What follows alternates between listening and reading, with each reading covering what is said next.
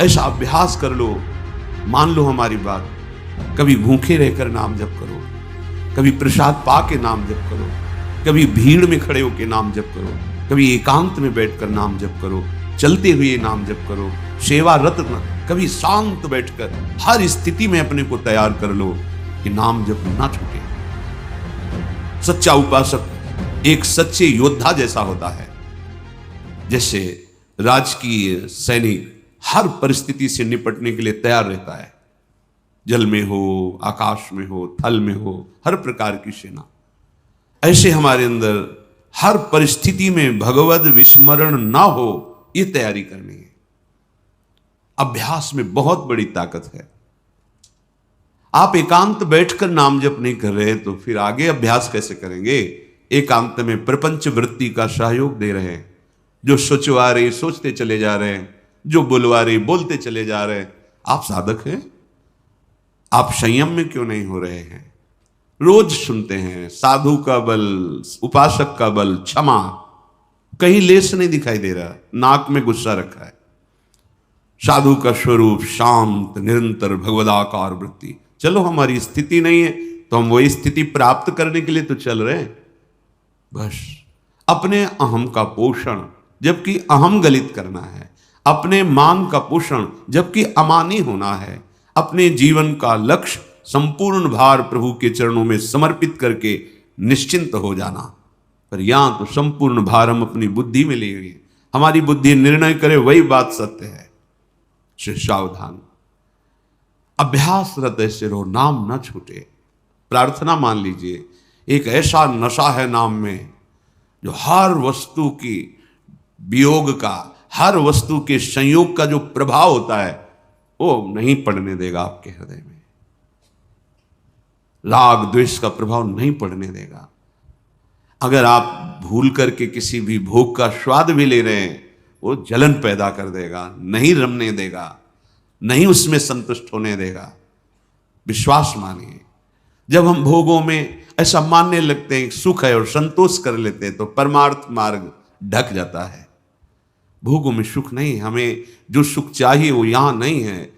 भारी असंतोष पैदा हो जाए प्रभु के नाम जप में, प्रभु के लीला गुण गायन में, वो सुख है ऐसा अनुभव आने लगे। लेकिन हम तो संतुष्ट हैं, थोड़ा मान, थोड़ा रुपया, पैसा, भोग सामग्री, और प्रभु को भूले हुए हैं। नहीं भाई, बहुत सावधानी की जरूरत है। रोज की रोज आयु जा रही है, रोज का रोज जीवन मृत्यु के समीप पहुंच रहा है। कल वो गया, आज हम गए, कल वो गए। देख रहे हो, फिर तुम सावधान क्यों नहीं हो? प्रमाद में क्यों हो? तुम यहां अविनाशी बनकर नहीं रह सकते, जाना पड़ेगा। फिर क्या किसी से वैर, क्या किसी से राग, अपना काम बनाओ, नाम जप। रोज सुनते हैं आप सत्संग में, प्रायः यही बात होती है, पर हम जब देखते हैं तो रंग नहीं दिखाई देता। नितिक धर्मिन संग तो रंग बढ़त नित नित सरस, नित नित प्रेम अभंग। यह है जो कृपा हरिवंश की। हर कार्य करते हुए अंतर्मुख हैं, बाहर से उदासीनता छाई हुई है, अंदर से आनंद सिंधु प्रभु के चिंतन में महासुख का अनुभव कर रहा है। उपासक का यह स्वरूप होता। बात करें तो मानो अमृत झर रहा है, क्योंकि उसके मुख में भगवान नाम है, हृदय में भगवद आश्रय है।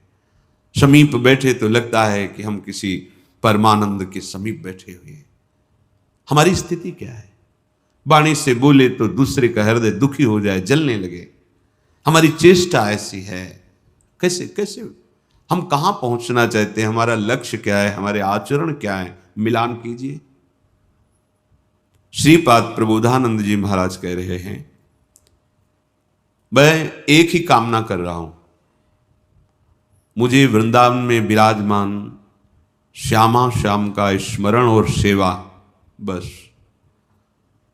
ना मुझे भोग चाहिए, ना मोक्ष चाहिए, ना मुझे कोई भक्ति की ऊंचाई स्थिति चाहिए। मुझे श्यामा श्याम चाहिए। जैसे हित महाप्रभु कहते कि बड़े बड़े महापुरुष हैं, नमस्कार है, ईश्वर की भक्ति में तन्मय है, पर मैं क्या करूं? मेरा हृदय तो वृंदावन में विराजमान लाडली जी के चरणारविंद की सेवा के सिवा कुछ नहीं। अलम विषय वार्तया नरक कोटि विभत्सया वृथा श्रुति कथाश्रमो बत विभेमि कैवल्यतः परेश भजनोन्मदा यदि सुखादया किम ततः परंतु मम राधिका पदरसे मनो मज्जतु। ये विषय वार्ता प्रपंच वार्ता तो छोड़ो, ये तो घोर नरकों जैसी भयानक है, ये भय देने वाली है, ये बड़ी भद्दी है, गंदी है, विभत्स है। और मोक्ष से भी मुझे कोई संबंध नहीं, क्योंकि मैं प्रियाजू की सेवा छोड़कर मोक्ष सुख भी नहीं चाहता। और जो ईश्वर की भक्ति में बड़े बड़े महापुरुष हैं उनको हम नमस्कार करते हैं। बस मेरे मन में तो एक ही बात है कि जो मेरी लाडली हैं उनकी चरण समीपता मिले, उनकी सेवा मिले। ये वृंदावन रस के जो रसास्वादी उपासक हैं समझे। श्रीपाद कह रहे हरि भक्ति महम न कामये मम मुक्ति ही प्रतिभाति सुक्तिवत नयनेन निपीय राधिका रति कुंजय रति मंजुलंबनम। आहा, स्वर्ग नरक अपवर्ग आस नहीं त्रास है, ना कोई आशा है ना कोई भय है। स्वर्ग मिले मोक्ष मिले इसकी आशा नहीं, नरक मिलेगा क्या इसका भय भी नहीं है। ये प्रेम है। श्रीपाद कह रहे हैं कि मेरे अंदर ऐसी कोई कामना नहीं है कि मैं बहुत बड़ा भक्त बनूं, भक्ति हृदय नहीं है। और मोक्ष तो मुझे सीपी के समान दिखाई दे रही। कहां समुद्र और कहां सीपी। समुद्र अगाध प्रेम रस धारा जिनके चरणों से प्रवाहित होती है, प्रियाजू लालजू, और मोक्ष वह सीपी, जैसे समुद्र के तट पर सीपी दिखाई दे। इस प्रेम समुद्र के आगे मोक्ष भी सीपी के समान दिखाई दे। फिर लोक लोकांतर के भोग तो हमारे हृदय में एक कामना है, नयनेन निपीय राधिका। मैं ये देखूं आवत श्री वृषभानु दुलारी, ओह नवनिवृत्त निकुंज से पधार रही स्वामिनी जो। कुंजन के आंगन में जहां जहां पग धरे, छवि के बिछौना से बिछाए कहां जा। अलवेली स्वामिनी रूप राशि अति चतुर शिरोमणि अंग अंग सुकुमारी। मेरे नेत्र देखना चाहते हैं प्रियाजू के श्री चरणों को। मेरा मन अब श्री जी के चरणारविंद की सेवा के सिवा कुछ नहीं चाहता। ये वृंदावन रजरानी रसिक महापुरुष वृंदावन का नित्य परिकर कृपा करे तो हमारे मन में बात आवे। सबसे बड़ी बात प्रेम है, और प्रेम समुद्र का सार श्री लाडली जो हैं, प्रेमाधीन प्रभु प्रतिपल इनके मुख को जोहते रहते हैं, रुख का अवलोकन करते रहते हैं। ये अंतर की बात है। श्रीपाद कह रहे मुझे नहीं चाहिए ना तो स्वर्ग ना मोक्ष और ना भुक्ति और ना भक्ति। बड़ा गूढ़ विषय है, क्योंकि ये रस न देवर ब्रह्मादेर न खलु हरिभक्तेर। अभी महाप्रभु ने कहा कि ईश्वर की भक्ति में बड़े बड़े महापुरुष इनको प्रणाम करते हैं। मुझे तो बस श्री जी के चरणों का प्रेम, श्री जी के चरणों की सेवा, ये वृंदावन नित्य विहार रस के रसिक जनों का हृदय है। इष्ट श्यामा महारानी भगवत रसिक जी कहते हैं, नवल किशोर उपासना जुगल मंत्र को जाप, जुगल मंत्र को जाप वेद रसिकन की बानी, श्री वृंदावन धाम इष्ट श्यामा महारानी। प्रेम देवता मिले बिना सिद्ध होय न कारज, भगवत सब सुखदान प्रगट भय रसिकाचार्य। समस्त प्रेम सुख प्रदान करने के लिए सहचरियां रसिकाचार्य के रूप में प्रकट हुई हैं। श्यामा महारानी जी के प्रति जितना समर्पण उतने ये वृंदावन का प्रेम रस, ये महान दुर्लभ प्रेम रस है। वृंदावन का प्रेम ये दुर्लभ है। ये बड़े बड़े ज्ञान विज्ञान संपन्न महापुरुषों की भी समझ में आने वाला नहीं है। श्री जी जब कृपा करें तो समझ में आ जाए, श्री जी कृपा ना करें तो जो महान ज्योतिर्मय आत्मस्वरूप ब्रह्म का बोध कर लेता है उसी में लीन हो जाता है। ब्रह्म तेज को ज्योति जहां योगेश्वर धरे ध्यान, ताही को आवरण यहां नहीं पावे को जान। उसी ज्योतिर्मय आत्मस्वरूप प्रभु में लीन हो गया। वो उसको भेद करके निकुंज में प्रवेश पाना, ये रसिकाचार्य जो सखियां प्रकट हुई हैं, इनके मंत्र में, इनकी उपासना पद्धति में सामर्थ्य है। श्रीपाद कह रहे हैं ये मोक्ष तो मुझे सीपी की तरह दिखाई दे रहा है। प्रेम अगाध समुद्र है, सीपी क्या करेंगे लेके, प्रेम समुद्र में अवगाहन करना है। मेरे हृदय में एक ही बात है कि श्री जी के चरणों का साक्षात दर्शन हो और सेवा में निरंतर उनकी रहूं। ये प्रदान कर सकता है वृंदावन, वृंदावन के रसिक जन, वृंदावन की रजरानी। पक्का समझिए, इसमें और कोई साधन नहीं। ये जो प्रेम है बड़ा गूढ़ प्रेम है, अत्यंत एकांतिक प्रभु का प्रेम रहस्य है। बाहर तो हिम्मत भी नहीं पड़ती इसकी चर्चा करने की।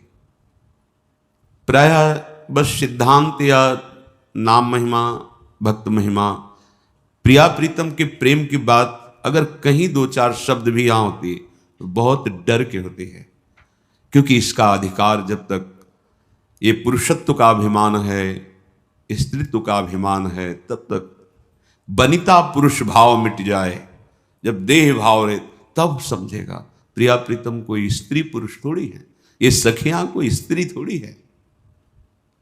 अभी तो हम प्रपंच के वर्ताव को ही सत्य मानने वाले हैं।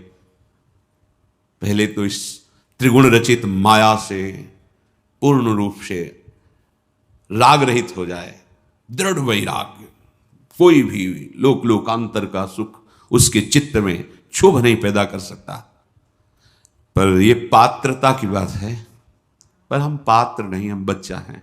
दो के ही हृदय में रसाने पात्रता की तरफ तो फिर हमारे कदम ही नहीं बढ़ेंगे, हम बच्चा बन जाए। एक बार श्री पूज्य राधा बाबा के पास वृंदावन से स्वामी श्री हितदास जी महाराज तो बाबा वृंदावन से आए हैं, रसोपासना में लाडली जी के चरणों के आसक्त चित्त हैं। कहा कुछ सुना तो राधा प्यारी तेरे नयन सलोल, तय निज भजन कनक तन जोवन, लियो मनोहर मोह। भवन का बंद करो, ये सुनाओ मत, ये अरे उनका बाबा है तो तुम ऐसे, हम तो वृंदावन में माइक से गाते हैं, हम तो वृंदावन में माइक बहुत ये संभाव्योपि विरंचि नारद शिव स्वयं भुआद्यर्नया, ये वो रस है। बस कैसे हाथ लग गया, बस कृपा ही है, कृपा, अधिकार नहीं है, कृपा है। हम वृंदावनवासी माइक से गाते हैं, ठसक से गाते हैं, क्योंकि महल में घर में है। श्रीपाद कह रहे हैं जो हमको ऐसा दुर्लभ सौभाग्य प्रदान करने वाला है, वृंदावन, रसिक संग, रजरानी का सेवन, तो अब चाहे कुछ भी हो जाए हम छोड़ने वाले नहीं। देखो ये निष्ठा पकड़नी पड़ेगी। अपि शुष्क फलादि भक्षयन क्षुधितो निर्झर वाह विवम तृषा, गिरिराज गुहास विश्रामो बस वृंदा विपिने सुखम सखे। हे मित्र, बहुत बड़ी वस्तु प्राप्त होने वाली है तुम्हें। तुम वृंदावन का आश्रय ले लिए हो, ब्रज 84 कोश का आश्रय ले लिए हो, ब्रज भूमि का, बहुत बड़ी वस्तु मिलेगी। यहां वास करना और सावधानी से वास करना, बस इतने में ही भगवत प्राप्ति हो जाती है। ये धाम है, क्योंकि यहां की वायु, यहां के रसिकों के दर्शन, आप जानते भी नहीं कि कौन महापुरुष कितनी उच्च अवस्था को है, जिसके दर्शन मात्र से संस्कृति का नाश हो जाए। ऐसे प्रेमी जन यहां विराजमान हैं। जैसे भगवान सर्वत्र हैं पर आपके नेत्र नहीं प्रकाशित हुए तो आप नहीं देख पा रहे हैं, ऐसे वृंदावन में एक से एक ऊंची अवस्था को प्राप्त महापुरुष हैं जो साधारण व्यवहार बर्ताव कर रहे हैं। आप समझ ही नहीं सकते कि इनमें कहीं ऐसी भी स्थिति है क्या, पर उनके दर्शन से अमोघस्य, संतों का दर्शन व्यर्थ नहीं जाता है। इसीलिए हम कह रहे हैं अगर यहां थोड़ा रहनी ठीक हो जाए तो रहनी मात्र से ही भगवत प्राप्ति हो जाएगी।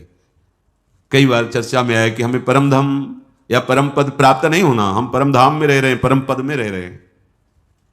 आप शुष्क फलादि भक्षयन, यहां थोड़ा जबान को संभालिए, चटोरापन हटाइए।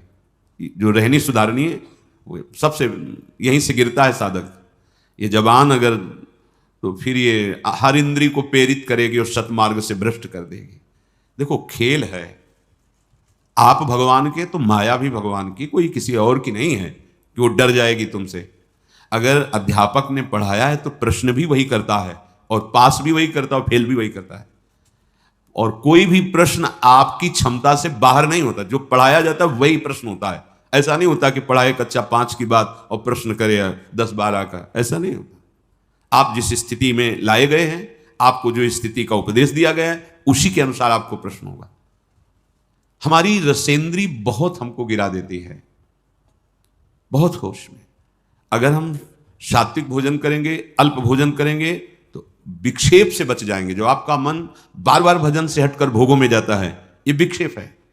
जो पूर्वकृत पापों से अंतःकरण मलिन है, वो क्षण में नष्ट हो जाएगा। आप एकाग्रचित होकर जो ही प्रियालाल के स्मरण, वो भस्म हो जाएगा, उसमें सामर्थ्य नहीं। ये विक्षेप बहुत घातक है। बार बार वृत्ति नाम में लगा और भाग करके संसार में जा रही, रजोगुण तमोगुण आहार, ये रसेंद्री बहुत, जैसे दुग्ध है, खीर है, घृत है, पवित्र वस्तुएं हैं, पर ये मात्रा से अधिक ले लो तो तमोगुण पैदा कर देंगी। है सात्विक, तमोगुण पैदा कर देंगी मात्रा में। प्राण पोषण होता रहे, शरीर को अपना मैं मानकर रसेंद्री जिस स्वाद पूर्वक जो हम पाते हैं, ये भजन नहीं होने देता। बहुत बहुत ही अनुभव की बात है, क्योंकि जीवन इसी में गया है। अगर हमारा भोजन सात्विक हो, अल्प है, तो आप देखो पहले जैसे एकादशी रहते थे तो स्वाभाविक उस दिन ज्यादा भजन होता था थोड़ा। तो अगर हम रोज ऐसा अभ्यास कर लें, अल्प आहार करें, देखो शांत रहेगा चित्त, बात करने का मन नहीं करेगा। और जब अधिक भोजन, तो आप भोक्ता बन करके अधिक पा रहे हैं ना, यही तो आपके सब इंद्रियों को खुला छोड़ देगा। ये जो आपके इंद्रियों पर शासन करने का स्वभाव, हर गाड़ी में ब्रेक होता है, अगर ब्रेक ना हो तो नष्ट हो जाएगा। आपकी जीवन गाड़ी में संयम रूपी ब्रेक होनी चाहिए। हर इंद्री पर आपकी दृष्टि होनी चाहिए। इस समय किसका वेग है, जनेन्द्री का कि रसेंद्री का, नेत्रेंद्री का कि वाकेंद्री का, उदर का वेग है, किसका वेग है। हर समय सावधान, संयम रूपी ब्रेक बिल्कुल। जैसे कोई भी रास्ते पे चलता है ना, तो पैर भी ब्रेक में बिल्कुल सावधान, जरा तुरंत। आप ब्रेक को भूले हुए हैं, संयम रूपी ब्रेक ही नहीं है। जो मनाया बोल रहे, जो मनाया खा रहे, जो मनाया देखा है, जहां मनाया खड़े हैं, जैसा मनाया व्यवहार कर, नहीं, ये उपासक का लक्षण नहीं है। सात्विक भोजन बहुत जरूरी है, बहुत जरूरी। पर भाई रोज सुन लो, पर मानोगे नहीं तो कोई फर्क। अल्पाहार करो, देखो कितना अच्छा लगता है। बढ़ रहा है, चर्बी बढ़ रही, पेट बढ़ रहा है, वजन बढ़ रहा है, भजन नहीं हो रहा है। आप कहते भजन नहीं हो रहा, क्यों नहीं हो रहा है भजन? आप गृहस्थ हैं, बहुत मेहनत करते हैं, आपका ठीक है, जितना समय भजन में मन लगे, बीच बीच में नाम स्मरण किया, समर्पित कर दिया, सारे सेवा कार्य भी, वो भी भजन हो गया। समझिए, इन्हीं के राग के त्याग को वैराग्य कहते हैं, और वैरागी ही अनुरागी होता है। जगते हुए फिरे वैरागी, वृंदावन रस में अनुरागी। जब तक ये जग का मतलब हम बाहर देखने लगते हैं, यही है जग, इससे राग छोड़ो, सबसे छूट जाएगा। मूल यही है, इंद्रियों के राग, मन के राग, शरीर के राग, इसको समझो, अध्यात्म को समझो। भूल मत करो, भूल मत करो।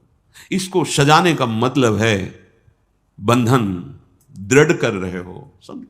ये शरीर तुम नहीं हो, या अंगूठी, यहां वो चैन सोने की और ये वो, आप इस शरीर का राग पुष्ट कर रहे हो।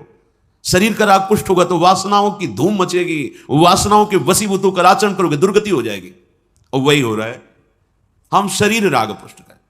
हाँ नहीं भाई, जैसी परिस्थिति, आप धनी हो ठीक है, आपके पास है, पहनो, राग पूर्वक नहीं।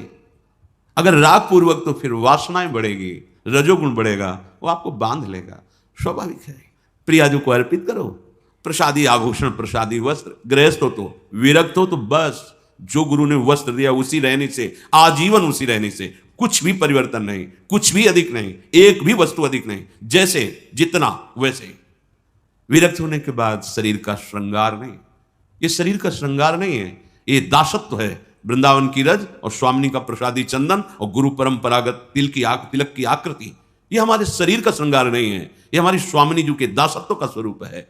लेकिन किसी भी तरह से शरीर को श्रृंगारित करना, राग को पुष्ट करना है। श्रीपाद करें, अप शुष्क फलादि भक्षयन, रूखा सूखा फल अन्न जो मिल जाए भक्षयन, प्राण पोषण के लिए डाल लो, उस पे बुद्धि अपने जहां सुनते हैं ना, क्या है आज खीर, आज ये, आज वो वस्तु, तो पहले आपका चिंतन बना, संभालना, चिंतन बना रागात्मक। अच्छा, आप एकाग्र हुए, हर्षित हुए, गए, वो वस्तु तो बाद में सेवन करेंगे, वृत्ति तो पहले आपने खराब कर ली। आपको सुनकर हर्ष नहीं होना चाहिए। अगर भगवत प्राप्ति करनी है तो प्रियाजू का प्रसाद है, बस इतनी बुद्धि रखनी। वो क्या क्या है ये मुझे नहीं देखना है, प्रियाजू का प्रसाद है, वो जैसा भी हो, वो हमारी लाल। प्रसादम स्वामिन्या स्वकरदत्तम प्रणेता। श्री स्वामिनी जी ने प्रेम पूर्वक कृपा करके हमें जो स्वाद पाते हुए अब प्रसाद दिया, हम उससे पाते हैं, उससे अपने प्राणों का पोषण करते हैं।